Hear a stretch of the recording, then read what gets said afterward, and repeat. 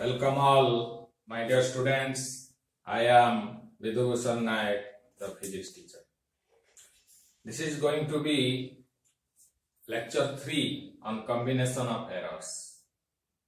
In the second lecture, we studied about what happens to the relative or fractional error of a multiplication or division of physical quantities. And we knew that the rule says that in case of both multiplication and division, the fractional error of the resultant quantity is nothing but the sum of fractional errors of individual quantities, both in the case of multiplication and division. In this lecture, we will study what happens when a physical quantity is raised to some power. What about its fractional error? That we are going to study. Before starting, I must say one thing to all of you. Please do subscribe to this channel. Of course, like it and share it to your friends. Let's get started. Suppose x is equal to, suppose, a to the power n.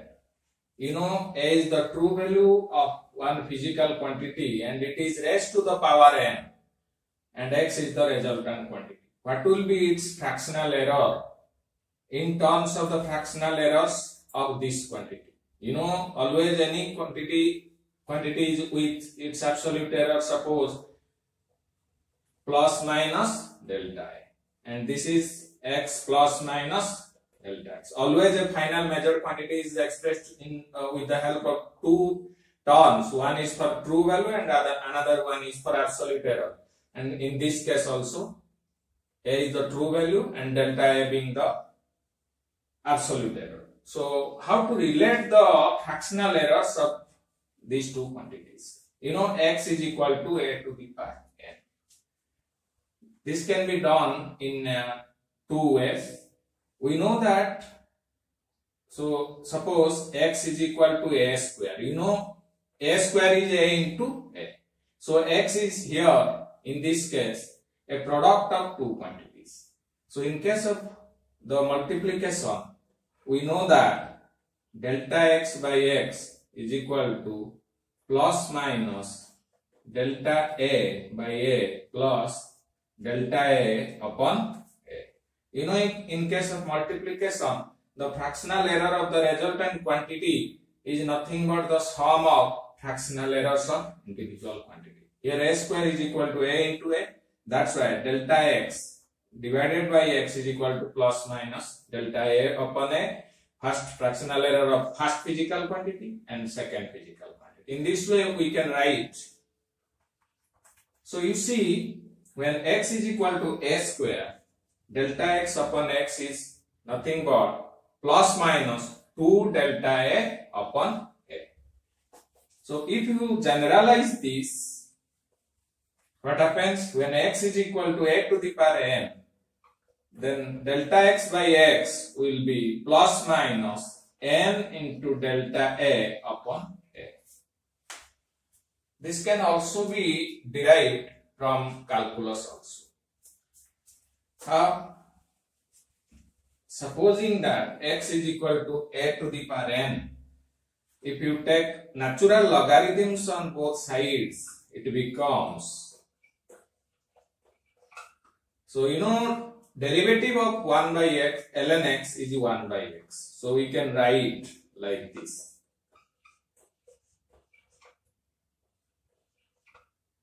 So taking the fractional errors on both sides, we can write plus minus n delta a upon a.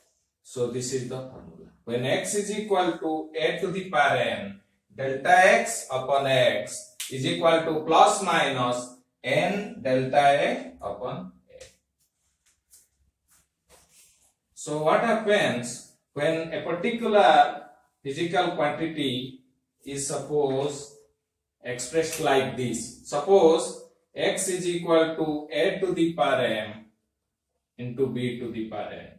How will we calculate the relative or fractional errors of the resultant quantity? Taking the natural logarithm on both sides, it will be, so this is again, this is equal to m ln a plus n ln b. Now differentiating both sides, we get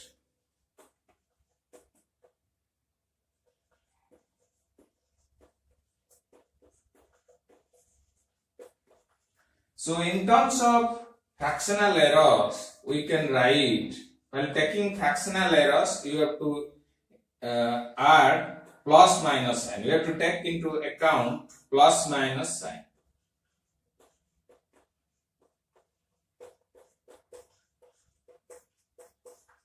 So if we take the maximum possible error, always while calculating errors of a resultant quantity, we find out the maximum value. So this maximum value becomes plus or minus m delta a upon a plus n delta b upon b. We have already discussed why this is the maximum value. Out of the 4 combinations possible, this one is the maximum possible error. Supposing that a quantity is expressed in this way, x is equal to a to the power m upon b to the power n. In this case, what will be the fractional error? So taking the natural logarithm on both sides, it is equal to ln, so this is equal to m ln a minus n ln b. Now differentiating both sides, we get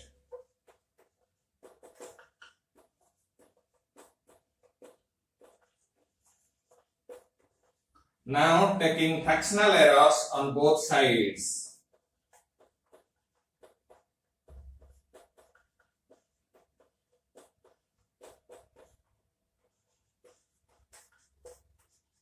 So if we want to calculate the maximum possible fractional error, then that will be again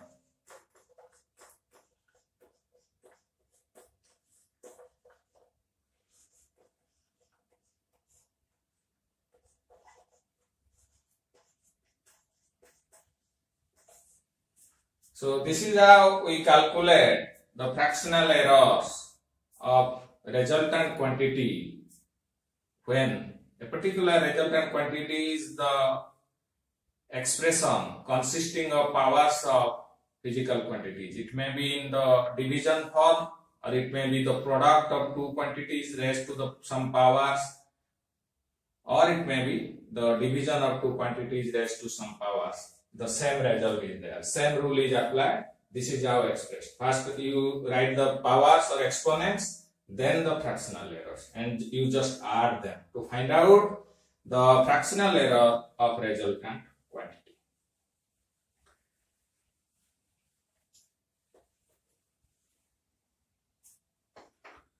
Supposing that a question is like this. Suppose the time period of a simple pendulum,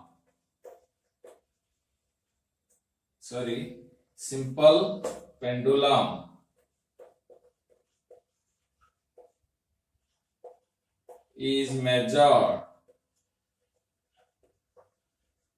by equation.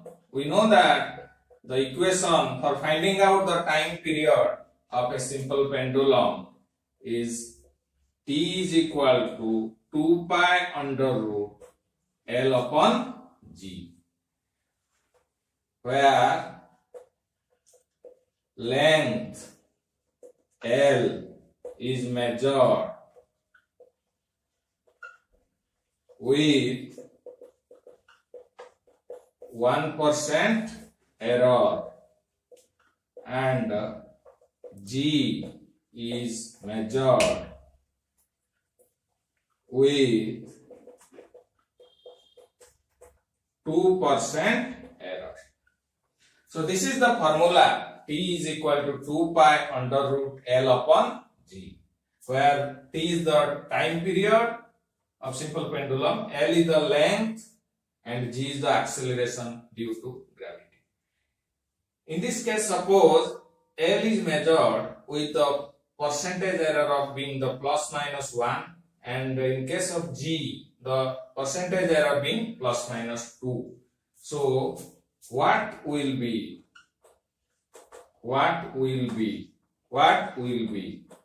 percentage error of T? This is suppose the question.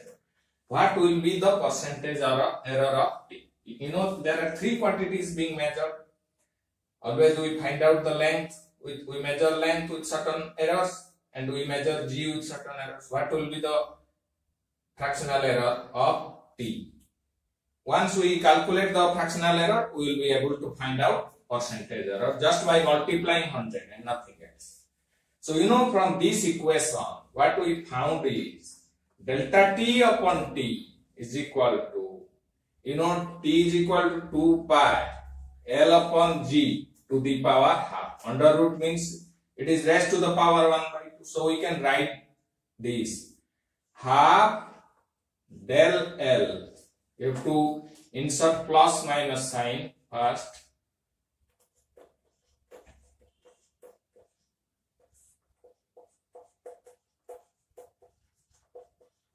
Because the power is half.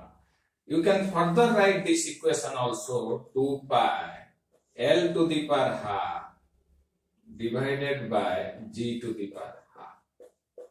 So half is the power in the both the cases, so you have to write like this. Delta T by T is equal to plus minus half delta L by L plus half delta G by G, where delta L and delta G are the absolute errors in finding length and time respectively. So we can take the percentage error on both sides by multiplying with 100.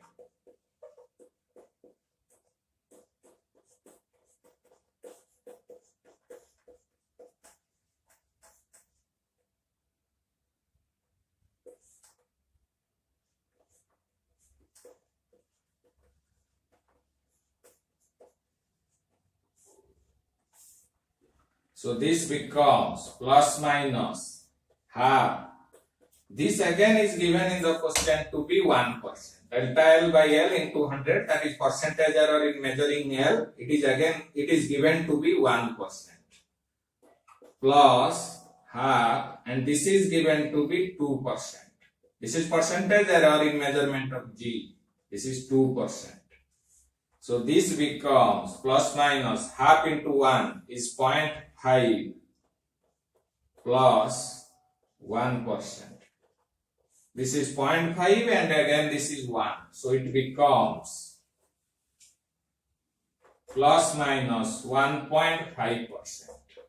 So if while measuring the length, if percentage error is 1% and measuring the G, if percentage error is 2%, then in measuring T, the percentage error will be plus minus 1.5%.